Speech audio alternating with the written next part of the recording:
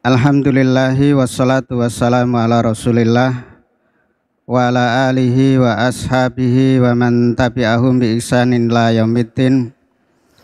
Allahumma salli wa sallim wa barik ala nabiyina Muhammadin wa ala alihi wa ashabihi wa man tabi'ahum ila yaumiddin, amma ba'd. Afan sebelumnya ya. Jadi sebenarnya saya ini punya jadwal ngajar di MTS itu sepekan hanya satu kali. Ninggal itu berat sebenarnya. Sepekan cuma sekali ditinggal lagi.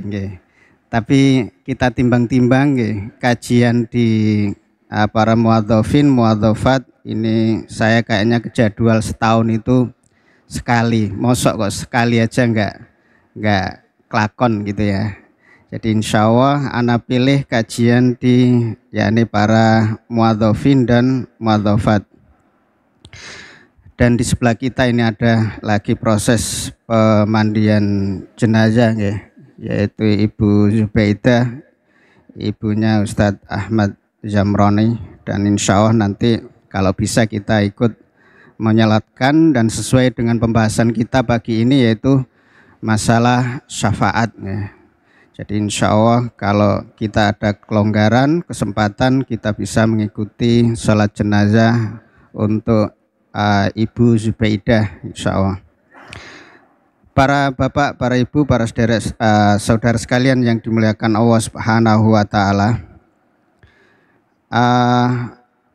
pembahasan masalah syafaat ini saya ambil dari materinya Ustadzuna Yazid bin Abdul Qadir Jawas rahimahullahu ta'ala.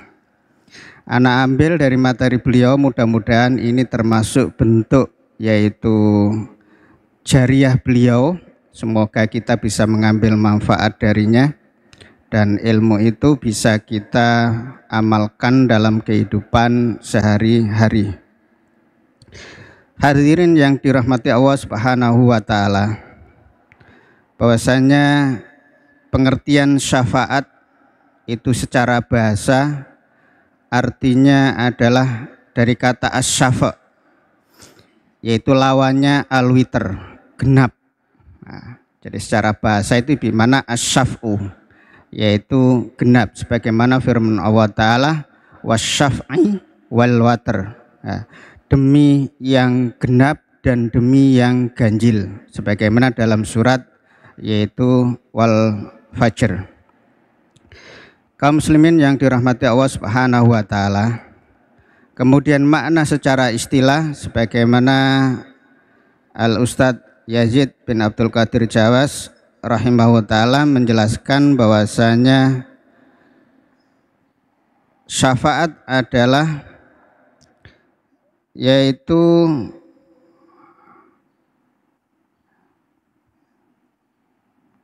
at-tawassutu lil ghairi bijal bil naf'i, yaitu wasilah atau penghubung untuk orang lain supaya orang lain itu mendapatkan manfaat, wa taf'il madhar, dan supaya orang lain itu terhindar dari bahaya atau mudarat. Nah, jadi sebagaimana yang kita pahami secara umum, syafaat itu artinya pertolongan ya. Jadi kita minta syafaat artinya kita minta pertolongan. Kalau secara sendiri dia itu ganjil, tapi dengan datangnya orang lain yang memintakan syafaat akhirnya jadi genap gitu ya. Jadi kata asy-syafa' itu secara bahasa dan secara istilah itu nyambung. Jadi kalau dirinya sendiri itu ingin selamat, itu berarti witr, tapi dengan pertolongan orang lain itu, ya itulah namanya syafaat, pertolongan dari orang lain supaya mendatangkan manfaat atau tercegahnya sebuah bahaya atau mudarat ya. Dan istilah syafaat insya Allah di kalangan orang umum itu mudah difahami ya. Hanya saja syafaat itu terbagi dua. ada syafaat yang masyru' yang disyariatkan oleh agama Islam, dan ada syafaat yang mamnu' yang dilarang menurut syar'i. Ini, jadi secara umum syafaat itu terbagi dua, ada syafaat yang dibolehkan, ada syafaat yang dilarang. Nah, nanti insya Allah rinciannya akan kita bahas karena berkaitan dengan asy-syafi' atau syufa'a, orang yang memberikan syafaat. Dari sini nanti akan menjadi beberapa bagian. Jadi syafaat secara umum itu terbagi dua, as-syafa'atul masyru'ah, syafaat yang disyariatkan, was-syafa'atul mamnu'ah, dan syafaat yang dilarang. Kaum muslimin, para hadirin yang dirahmati oleh Allah Subhanahu wa taala, sebelumnya kita membahas syafaat yang dilarang dulu. Kita melihat orang-orang jahiliyah dulu, mereka menjadikan sesembahan-sesembahan selain Allah taala itu dalam rangka supaya mereka ini, sesembahan-sesembahan yang mereka sembah itu menjadi juru penyelamat, menjadi penolong bagi mereka orang-orang yang menyembahnya, ya. Bagi orang-orang yang menyembahnya. Sehingga mereka dengan keyakinan seperti itu, maka mereka meminta kepada berhala, mereka menyembah kepada patung-patung, mereka menyembah malaikat, mereka menyembah orang-orang yang telah meninggal dunia. Dalam keinginan mereka adalah supaya mereka itu menjadi syufa'a, menjadi penolong-penolong bagi mereka. Kita ambil sejarah saja, yaitu kaumnya Nabi Nuh alaihi salatu wassalam. Bahwasanya awal muncul perbuatan syirik itu di zamannya Nabi Nuh alaihi salam. Sebagaimana firman Allah Ta'ala, la tadarunna wadda wala suwa wala yaghus wala nasra wala yaghus wa ya'uq wa nasra, dalam surat yaitu surat Nuh. Allah Ta'ala menjelaskan bahwasanya mereka ini, yaitu kaumnya Nabi Nuh yang musyrik, itu mereka menyembah Wad, Suwa, Yaghus, Ya'uq, dan Nasr. Diterangkan dalam sebuah hadis sahih yaitu Imam Bukhari bahwasanya mereka ini adalah orang-orang soleh di masa zaman Nabi Nuh alaihi salatu wassalam. Setelah mereka meninggal dunia, orang-orang yang soleh, orang-orang yang punya jasa bagi kaumnya, bagi orang-orang di zaman itu, lalu mereka kehilangan jejaknya, dalam arti mereka sudah meninggal dunia. Akhirnya setan membisikkan kepada kaumnya Nabi Nuh yang sudah tidak punya ilmu, tidak ada orang yang mengarahkan kepada ajaran tauhid, maka mereka, setan ini membisikkan kepada mereka, ini adalah dulunya orang-orang soleh, maka untuk mengenang jasa mereka silahkan dibuat gambar atau dibuat patung di tempat pertemuan mereka. Nah, jadi ini pintu masuk, yaitu kesyirikan kepada kaumnya Nabi Nuh alaihi salatu wassalam. Mereka cinta orang soleh, mereka sangat mengagumi orang-orang yang berjasa, orang-orang soleh.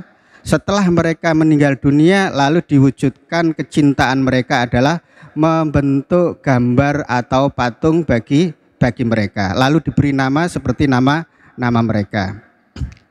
Generasi pertama, generasi kedua, ilmu masih ada. Mereka tidak meminta, hanya sekedar mengenang. Ini orang-orang bagus. Oh, ini fotonya siapa? Itu dikenang di tempat-tempat majelis mereka. Lama-lama generasi semakin bodoh, nggak ada orang yang mengajarkan ilmu. Akhirnya setan membisikkan. Dulu orang-orang tuamu, nenek moyangmu itu menyembah kepada mereka. Kalau enggak ada turun hujan, kalau enggak ada musim atau ada musim kemarau yang panjang, orang-orang tuamu dulu itu bermunajat meminta kepada, yaitu patung-patung tersebut.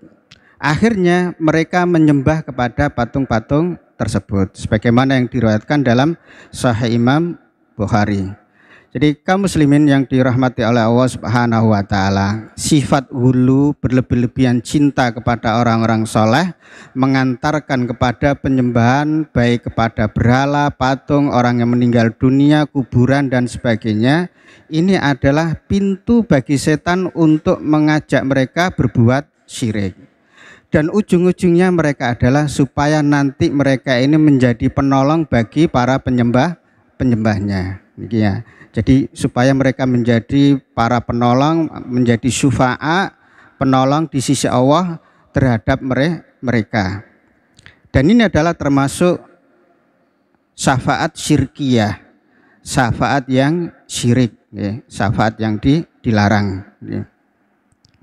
Kaum muslimin yang dirahmati oleh Allah Subhanahu wa taala, kadang nggak berbentuk patung yang mereka sembah untuk diharapkan mereka menjadi syafaat, tapi kadang orang yang sudah meninggal dunia, dan ini nyata.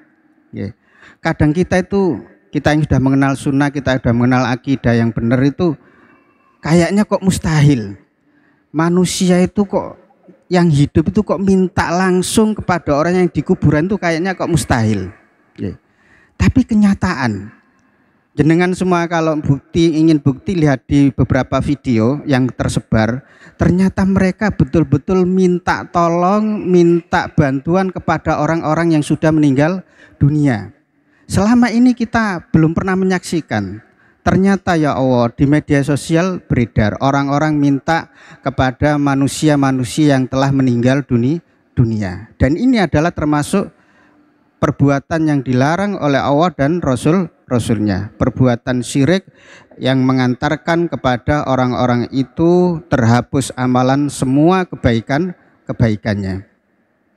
Ya, yang masyhur ya seperti video ya Robbana ya Kudus itu kan tidak nyangka kita, karena kita belum pernah bergaul dengan mereka, tapi nyata, konkret, orang-orang minta kepada manusia-manusia yang telah meninggal dunia. Ya, seperti video lagi, ya Habib, ya, jangan lupa ya, kami ini tolong yang punya hutang segera terlunasi hutangnya. Itu nyata. Jadi orang yang baru dikubur itu diajak dialog, dimintai seperti yang mereka inginkan.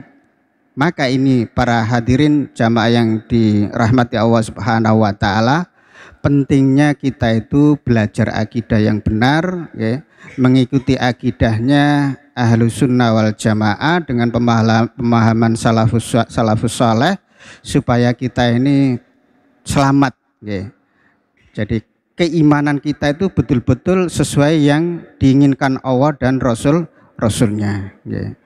Jadi karena perbuatan maksiat, kesyirikan dan berbagainya itu ibaratnya itu petir menyambar.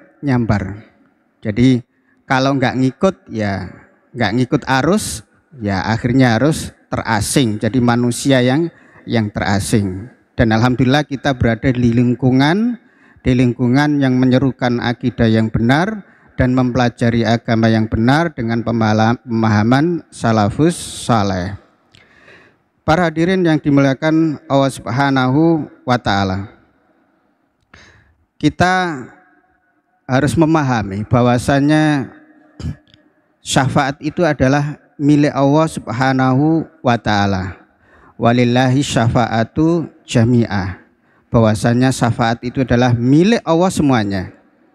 Makhluk tidak ada satupun yang memiliki syafaat, karena itu haknya Allah Subhanahu wa taala. Dan orang-orang yang diberi syafaat itu adalah orang-orang yang diridhoi oleh Allah Subhanahu wa taala. Dan orang yang diberi syafaat atau yang dimintakan syafaat juga orang-orang yang diridhoi oleh Allah Subhanahu wa taala. Jadi kita memahami pertama, syafaat itu milik Allah Subhanahu wa taala. Dua, asy-syafi', orang yang memintakan syafaat ini adalah dengan izin Allah Subhanahu wa taala. Ada yang pemberi syafaat itu khusus, dan ini adalah misalnya ya, jadi Nabi Muhammad Shallallahu Alaihi Wasallam, nanti insya Allah kita akan pelajari. Kemudian yang ketiga syaratnya adalah orang yang dimintakan syafaat ini adalah orang yang diridhoi oleh Allah Subhanahu wa ta'ala. Saya ulang lagi. Pertama, dengan izin Allah Subhanahu wa ta'ala. Yang kedua, orang yang memberi syafaat, jadi asyafi'nya. Kemudian yang ketiga adalah al-masfu'u lahu, orang yang diridhoi oleh Allah Subhanahu wa ta'ala. Baik, rinciannya saya bacakan. Bahwasanya syarat untuk mendapatkan syafaat, jadi yang pertama adalah bahwasanya tidak ada syafaat melainkan dengan izin Allah Subhanahu wa ta'ala. Tidak ada syafaat melainkan dengan izin Allah Subhanahu wa ta'ala. Dan dalilnya sebagaimana dalam surat Al-Baqarah ayat kursi, ya. Dan insya Allah kita semuanya hafal, ya. Jadi dan wa man dalladzi yasfa'u indahu illa biidzni. Nah, jadi tidak ada orang yang bisa memberikan syafaat di sisi Allah kecuali dengan izinnya. Ya, kita pahami bahasanya syarat yang pertama adalah syafaat itu tidak terjadi, tidak ada melainkan dengan izin Allah Subhanahu wa ta'ala. Yang kedua yaitu al-masfu' atau asy-syafi', ya. Allah Ta'ala tidak mengizinkan untuk mengucapkan syafaat melainkan kepada orang yang diridhai perkataan dan perbuatannya. Saya ulangi, Allah Subhanahu wa ta'ala tidak mengizinkan untuk mengucapkan syafaat melainkan kepada orang yang diridhai perkataan dan perbuatannya. Sebagaimana firman Allah Ta'ala dalam surat Al-Anbiya, wala yasfa'una illa limanirtadha, dan mereka tiada memberi syafaat melainkan kepada orang yang diridhai Allah. Dan mereka tiada memberi syafaat melainkan kepada orang yang diridhai oleh Allah Subhanahu wa ta'ala. Dan juga dalam firman Allah Ta'ala surat An-Najm, Allah juga berfirman, wa kam mim malakin fis samawati la tughni syafa'atuhum syai'an illa mim ba'di ayyadzanallahu liman yasha'u wa yarda. Dan berapa banyaknya malaikat di langit, syafaat mereka sedikit pun tidak berguna kecuali setelah Allah mengizinkan bagi orang yang dikehendaki dan diridhai oleh Allah Subhanahu wa ta'ala. Kemudian syarat yang ketiga, Allah tidak ridho dari ucapan dan perbuatan melainkan dengan mentauhidkan Allah dan mengikuti sunnah Rasulullah Sallallahu alaihi wasallam. Maka orang yang tidak bertauhid, ia tidak akan mendapatkan syafaat Allah Subhanahu wa ta'ala. Nah, jadi orang-orang yang bertauhidlah orang-orang yang berhak untuk mendapatkan syafaat Allah Subhanahu wa ta'ala. Rasulullah Sallallahu alaihi wasallam bersabda, hadis riwayat Abu Hurairah radhiyallahu anhu qala, qila ya Rasulullah, man as'adun nasi bi syafa'atika yaumal qiyamah. Rasulullah ditanya, wahai Rasulullah, siapa orang yang paling berbahagia akan mendapatkan syafaat engkau pada hari kiamat? Qala, maka Rasulullah sallallahu alaihi wasallam bersabda, as'adun nasi bi syafa'ati yaumal qiyamati man qala la ilaha illallahu khalisan min qalbihi au nafsihi. Manusia yang paling berbahagia akan mendapatkan syafaatku pada hari kiamat yaitu orang yang mengucapkan kalimat tauhid la ilaha illallah khalisan min qalbihi, yang ikhlas keluar dari hatinya. Kaum muslimin, para hadirin yang dimuliakan Allah Subhanahu wa ta'ala, ini adalah hadis sahih Bukhari. Jadi orang yang bertauhidlah orang yang akan mendapatkan syafaat Rasulullah Shallallahu Alaihi Wasallam. Dan ini yang kita harapkan, ya. Ini yang kita cita-citakan, kita nanti menghadap Allah Subhanahu wa taala mendapatkan syafaat Nabi Muhammad Shallallahu Alaihi Wasallam. Kemudian dalam riwayat Abu Hurairah pula qala Rasulullah Shallallahu Alaihi Wasallam likulli nabiyyin da'watun mustajabatun. Rasulullah Shallallahu Alaihi Wasallam bersabda, setiap nabi itu memiliki doa yang mustajabah, doa yang dikabulkan. Dakwati syafaatun li ummati yaumal qiyamah. Dan doaku yaitu doa untuk umatku pada hari kiamat. Fahyana ilatun insyaallahu man mata min ummati la yusyriku billah.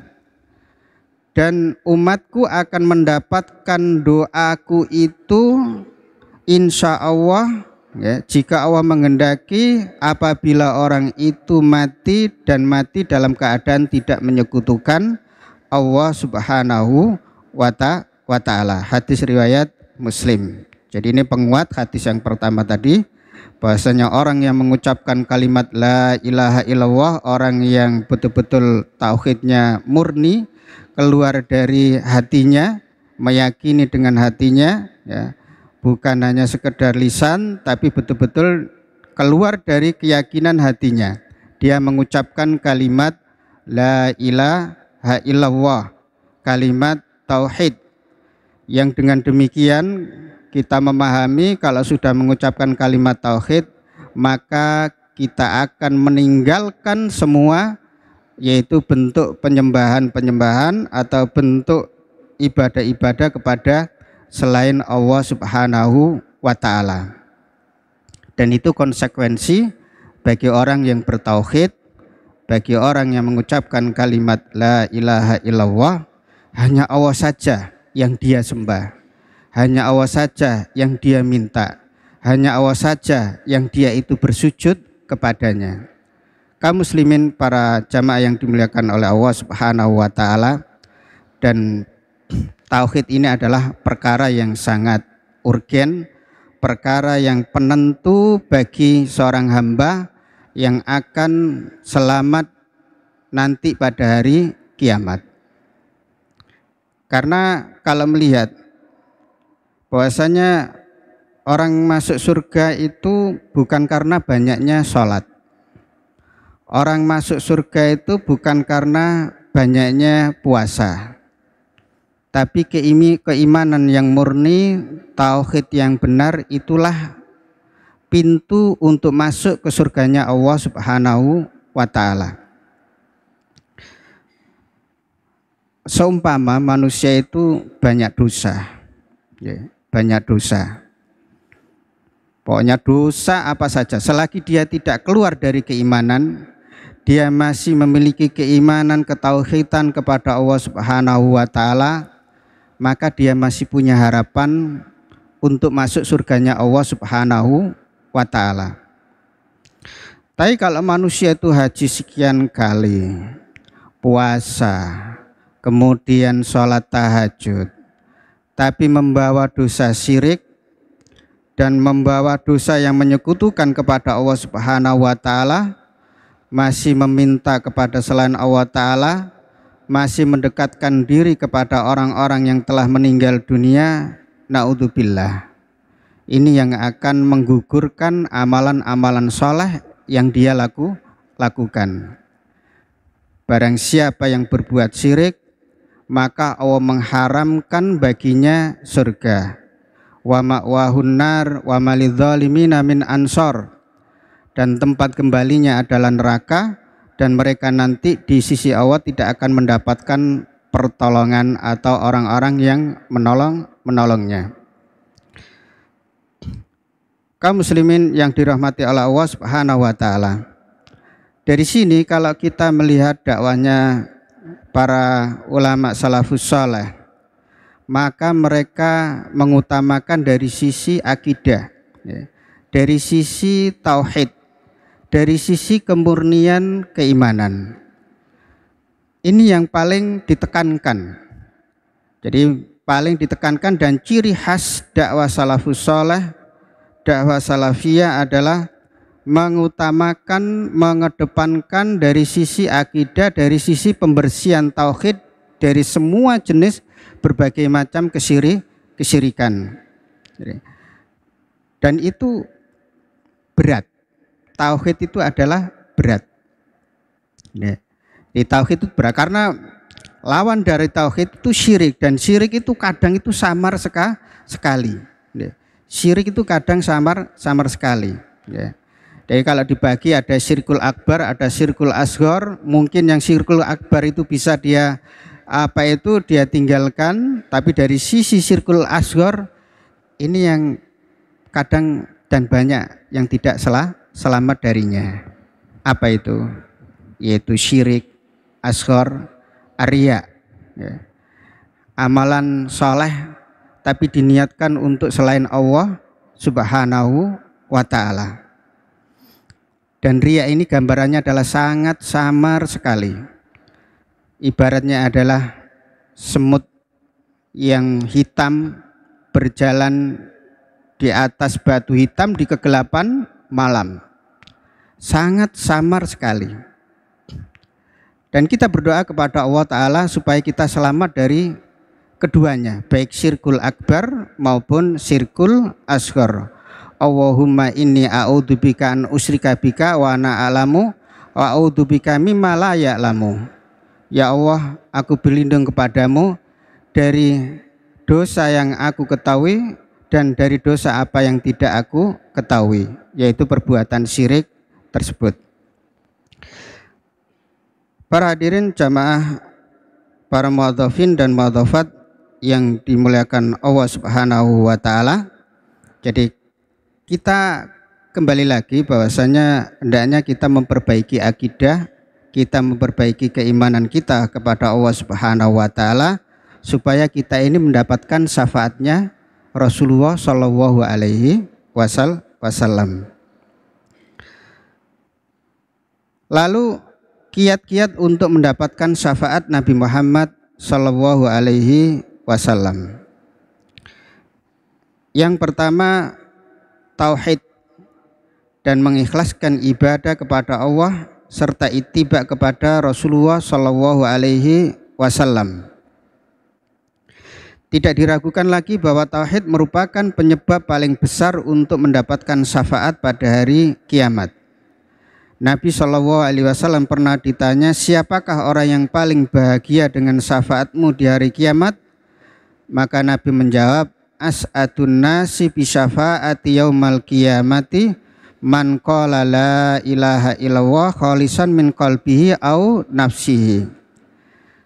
Yang paling bahagia dengan syafaatku pada hari kiamat adalah orang yang mengucapkan la ilaha illallah dengan ikhlas dari hatinya atau dari dirinya. Hadis rawahu Bukhari. Syekhul Islam Ibnu Taimiyah rahimahu ta'ala berkata, syafaat alasannya adalah tauhid kepada Allah dan mengikhlaskan agama dan ibadah dengan segala macamnya kepada Allah. Semakin kuat keikhlasan seseorang, maka dia bisa mendapatkan syafaat, sebagaimana dia juga bisa mendapatkan segala macam rahmat. Sesungguhnya syafaat adalah salah satu sebab kasih sayang Allah kepada hambanya, dan yang paling berhak dengan rahmatnya adalah ahlut tauhid dan orang-orang yang ikhlas kepadanya. Setiap yang paling sempurna dalam mewujudkan kalimat ikhlas la ilaha illallah dengan ilmu, keyakinan, amal, dan melepaskan diri dari berbagai bentuk kesyirikan serta kepada tauhid, setia kepada tauhid, memuji orang yang menolak kalimat ini, maka dia paling berhak untuk mendapatkan rahmat Allah Subhanahu wa ta'ala. Jadi kiat yang pertama untuk mendapatkan syafaat Rasulullah Shallallahu alaihi wasallam yaitu mentauhidkan kepada Allah Subhanahu wa taala.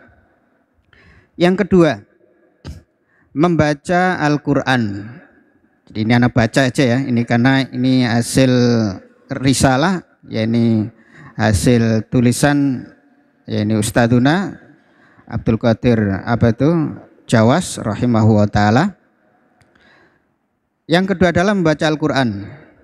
Hadis dari Abu Umamah bahwasanya dia mendengar Rasulullah SAW bersabda, Iqra'ul Qur'ana fa innahu ya'ti yaumal qiyamati syafi'an li ashabihi.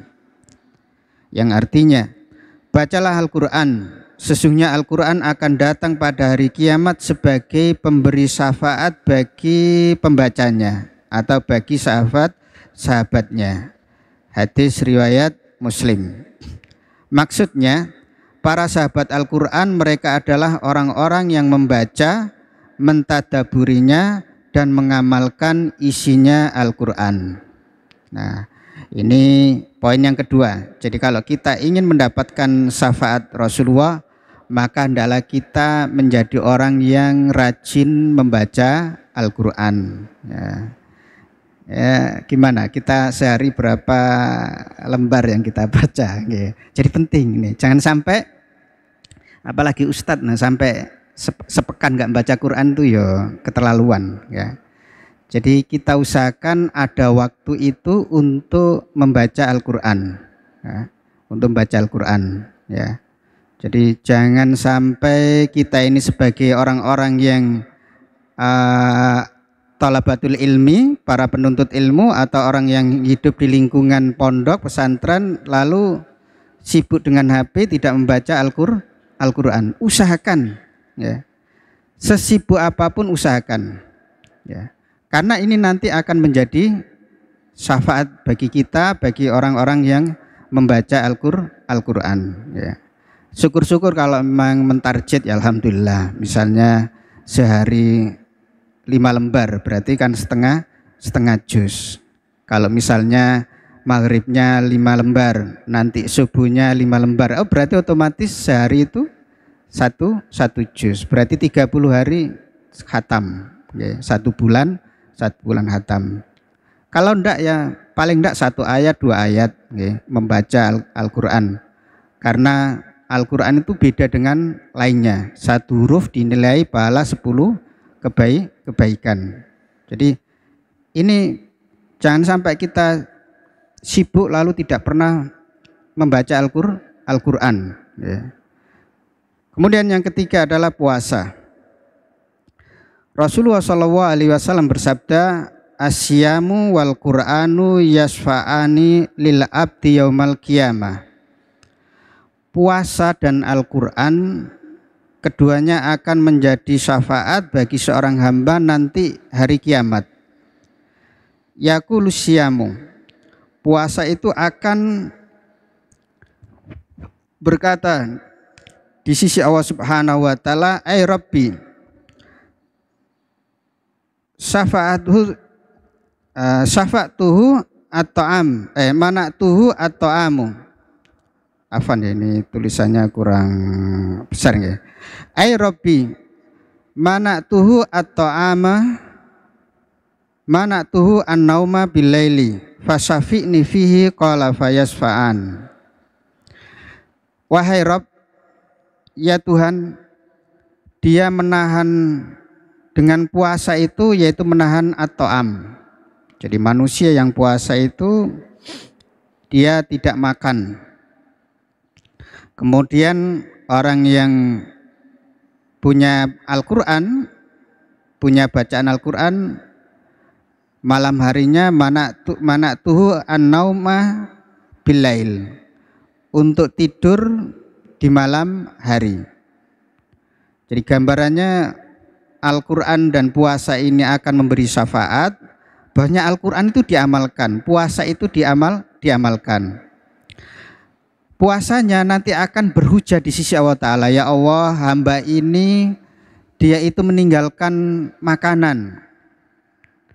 Dia itu meninggalkan makanannya, nggak makan, nggak minum, dan hal-hal yang membatalkan lainnya. Karena dia itu ingin puasa dan ingin mendapatkan pahala di sisi Allah Subhanahu wa ta'ala.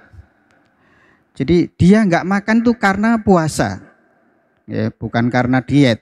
Ya. Jadi dia nggak makan tuh karena puasa. Kemudian dia tidak tidur malam karena dia sholat malam lalu mengamalkan apa yang dia hafal dari ayat-ayat Al-Quran. Bukan nggak tidur malam karena begadang atau lihat tontonan sepak bola, enggak. Ya. Tapi dia nggak tidur malam karena dia itu mengamalkan Al-Quran lalu dipakai untuk sholat malam. Maka keduanya mengatakan kepada Allah Subhanahu wa ta'ala, ya, dia mengatakan fasafi'ni fihi, ya Allah jadikanlah aku menjadi penolong kepada orang tersebut. Fihi qala fayasfa'an, lalu keduanya yaitu memberi syafaat kepada orang yang puasa atau orang yang membaca Al-Quran. Ya.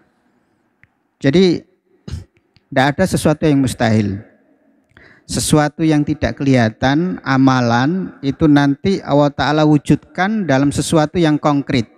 Ya. Sebagaimana amalan itu kan macam-macam, ya. Tapi amalan itu nanti di hari akhirat itu bisa ditimbang. Amalan itu bisa ditimbang. Siapa yang tahu wujudnya puasa? Ya. Nanti akan menjadi orang yang menolong kita bagi orang-orang yang biasa puasa atau orang yang biasa membaca Al-Quran. Nanti dia berhujjah di sisi Allah Subhanahu wa ta'ala. Dua-duanya akan memintakan pertolongan kepada Allah Subhanahu wa ta'ala. Nah, ini jadi yang kedua adalah yang ketiga adalah puasa dan juga membaca Al-Quran. Yang keempat, doa setelah azan, ya, doa setelah azan. Man qala hina yasma'un nida'a Allahumma rabba hadhihi da'watit tamah wassalatil qa'imah ati Muhammadanil wasilata wal fadilah wa ba'athu maqaman mahmudal ladzi wa'attah halat lahu syafaati yaumal qiyamah. Siapa yang mengucapkan ketika mendengar azan, jadi setelah azan lalu kita mengucapkan doa Allahumma rabba hadhihi tama atau rabba hadhihi da'watit tama wassalatil qa'imah ati Muhammadanil wasilata wal fadilah wa ba'atsu maqaman mahmudal ladzi wa'attah maka halat lahu syafaati yaumal qiyamah. Orang yang mengucapkan doa itu halal syafaatnya Rasulullah baginya nanti pada hari kiamat. Nah, ini luar biasa, ya. Jadi keutamaan orang yang mengucapkan doa setelah mendengar azan, dengan doa ini maka orang itu berhak untuk mendapatkan syafaatnya Rasulullah pada hari kiamat. Ya. Tapi yo kadang nggak kelakon, ya. Nggak, padahal yang dengar. Ya. Apalagi kalau adanya wena itu dengar sampai terenyuh sampai. Tapi ya itulah setan. Ya. Kadang manusia suka dengan azannya tapi melupakan sesuatu yang paling berharga bagi dirinya, yaitu doa setelah azan. Ya.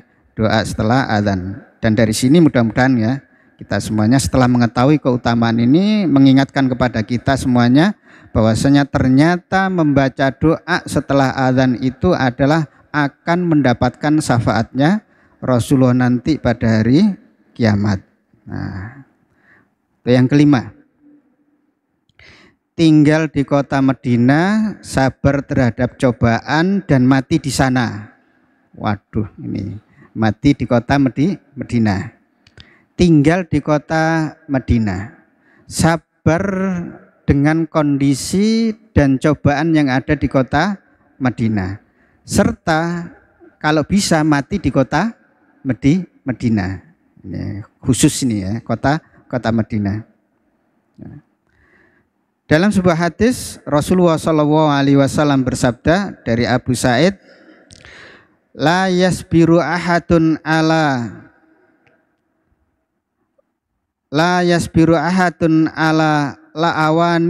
la'awaiha fayamuta illa kuntu lahu syahidan yaumal qiyamati idza kana musliman.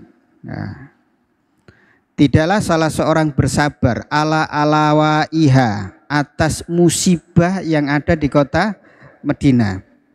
Kira-kira Madinah itu enak apa enggak enak ya? Madinah itu ekstrim. Madinah itu ekstrim. Kadang panas ya luar biasa, kadang kalau dingin pun luar biasa. Madinah. Dan ini dirasakan bagi para peziarah ya, ke kota Madinah. Kalau pas bertepatan ketika musim dingin, betul-betul dingin.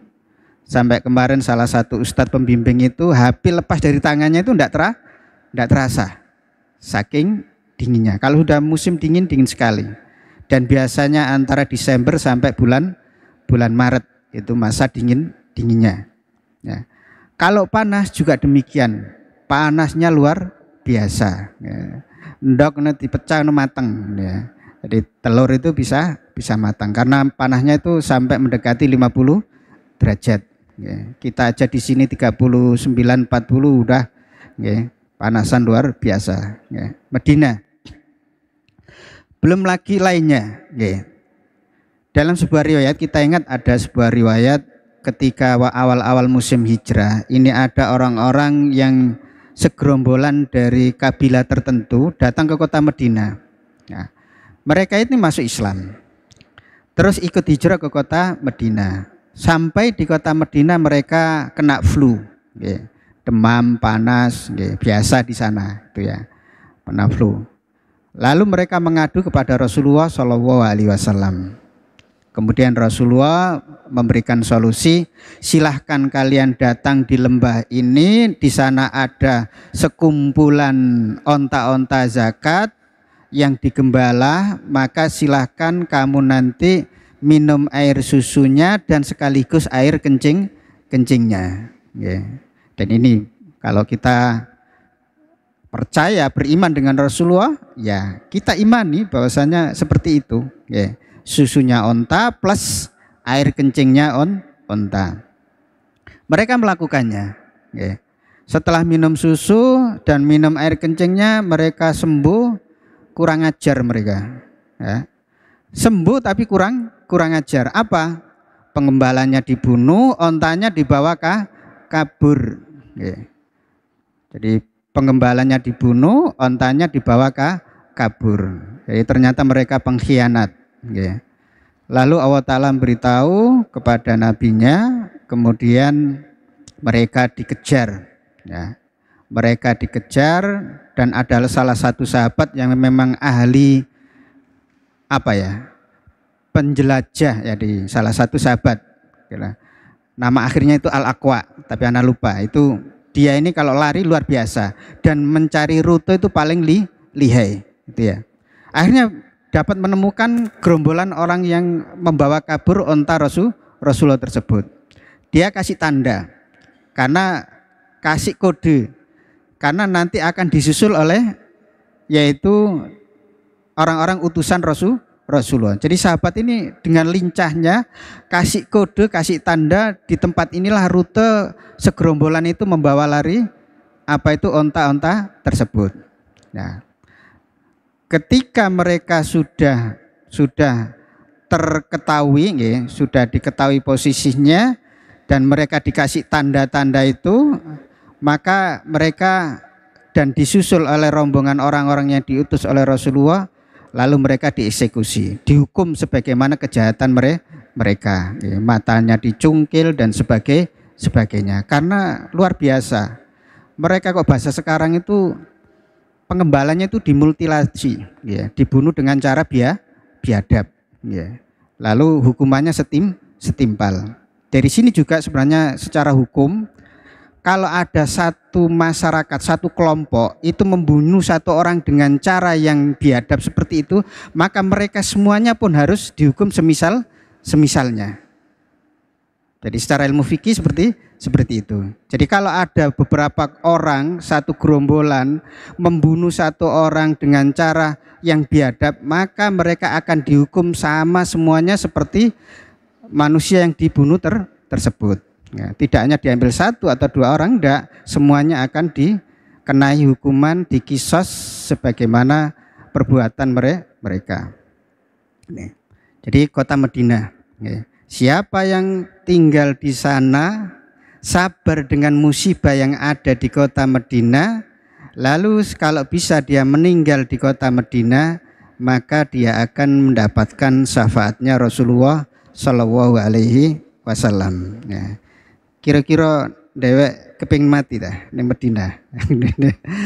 Iya. Ya. Anak kalau perhatikan para thalabatul ilmi, para mahasiswa di sana itu betul-betul sabar mereka, ya. Karena tidak sama seperti di negerinya, ya. Jadi mereka ya kondisi alamnya seperti itu. Tapi uniknya kota Madinah itu dinobatkan kota yang paling aman sedunia, gitu ya. Kota yang paling aman, ya, kota Madinah. Gitu ya. Dan ini salah satu kota yang tidak akan dimasuki oleh Dajjal laknatullah, insyaallah. Kemudian dalam riwayat yang lain, la yasbiru ala la'awa ilmatinati wa siddatiha ahadun min ummati illa kuntu lahu syafi'an yaumal qiyamati au syahidan. Tidaklah seseorang dari umatku sabar terhadap cobaan kota Madinah dan kesusahannya kota Madinah kecuali aku akan memberi syafaat kepadanya atau aku menjadi saksi kepadanya pada hari kiamat. Hadis riwayat Muslim dari sahabat Abu Hurairah. Dalam riwayat yang lain Rasulullah juga bersabda, manis tata'a ayyamuta bil madinati falyamut biha fa inni asfa'u liman yamutu biha. Allahu Akbar. Barang siapa yang mampu untuk meninggal dunia di kota Madinah, maka hendaklah dia mati di sana. Sesungguhnya aku akan menjadi syafaat bagi orang yang mati di kota Madinah. Nah, ini termasuk riwayat yang sahih, ya.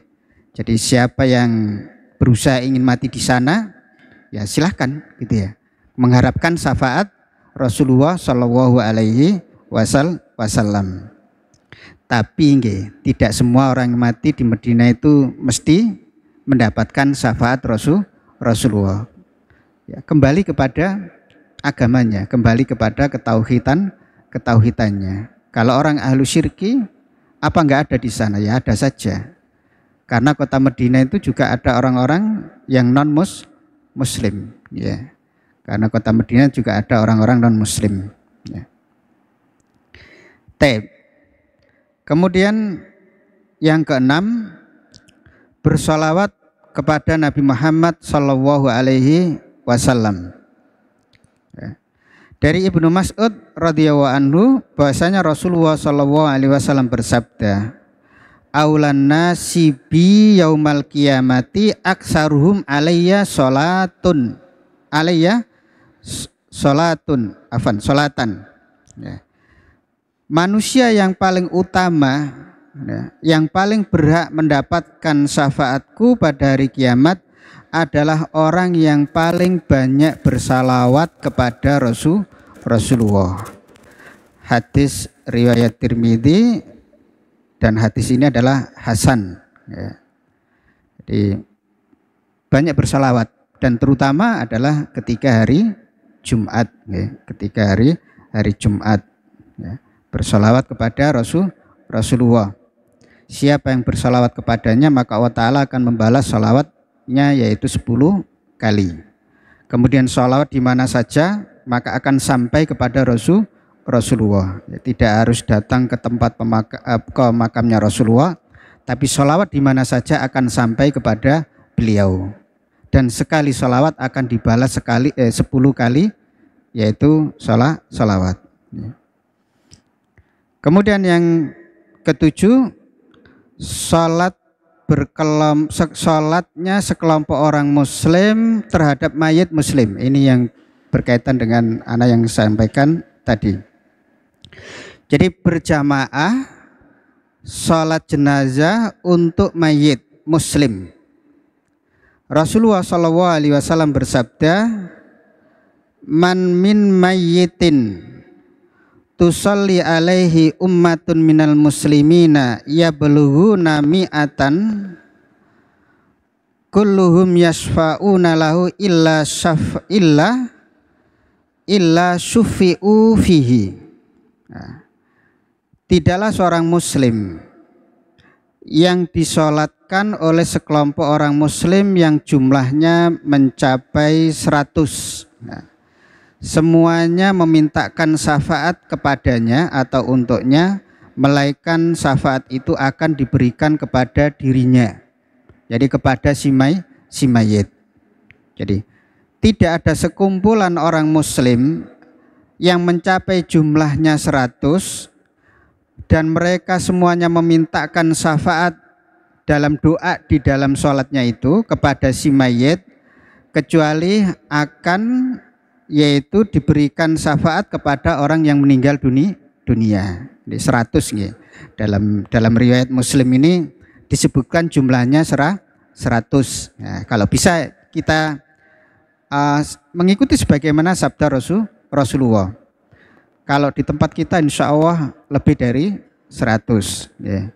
Jadi 100 ya, itu semuanya menyolatkan jenazah, maka itu sebagai syafaat bagi orang yang meninggal dunia atau orang yang disolati.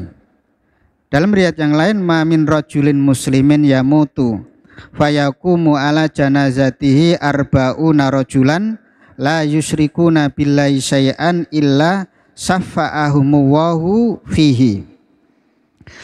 Dan tidaklah seorang muslim yang meninggal dunia lalu melaksanakan sholat jenazah kepadanya 40 orang la yusyrikuna billahi, yang tidak menyekutukan kepada Allah sedikit pun, illa syafa'ahumullahu fihi, kecuali atau melainkan Allah akan memberikan syafaat kepadanya. Nah, kalau tadi riwayat yang tadi 100, untuk yang riwayat yang berikutnya adalah 40, tapi ada spesialnya, yaitu orang-orang yang tidak menyekutukan kepada Allah Subhanahu wa Ta'ala. Ya. Jadi mudah-mudahan kita nanti bisa ikut sholat jenazah untuk Ibu Zubaidah, ya. Bisa kita menyolatkan untuk jenazahnya Ibu Zubaidah ini. Kemudian yang terakhir, yang ke-8, memperbanyak sujud. Memperbanyak sujud. Hadis dari Rabi'ah ibnu Ka'ab al-Aslami, dia berkata, aku pernah bermalam bersama mencolot. Sebentar.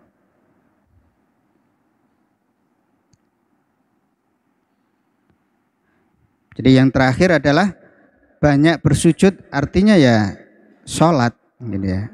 Jadi sholat, banyak sholat, otomatis kita banyak bersujud kepada Allah Subhanahu wa Ta'ala.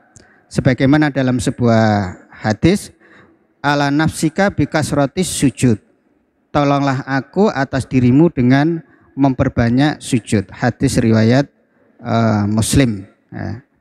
Jadi kata sahabat Rabi'ah ibnu Ka'ab al-Aslami, dia pernah bermalam bersama dengan Rasulullah Shallallahu Alaihi Wasallam. Ya.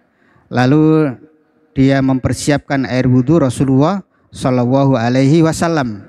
Lalu Rasul memberikan tawaran kepadanya, silahkan kamu minta. Nah, ternyata permintaannya adalah apa? Ingin menemani Rasulullah Shallallahu Alaihi Wasallam nanti pada hari kiamat. Lalu Rasulullah meminta kepadanya supaya dia itu banyak bersujud kepada Allah Subhanahu wa Ta'ala. Hadza wa alam bisawab. Ini yang bisa Ana sampaikan ya. Mudah-mudahan bermanfaat bagi saya yang menyampaikan dan juga para hadirin yang mendengarkan dari kajian pada pagi hari ini. Dan saya akhiri, subhanakallahumma bihamdika asyhadu an la ilaha illa anta astaghfiruka wa atubu ilaik. Assalamualaikum warahmatullahi wabarakatuh.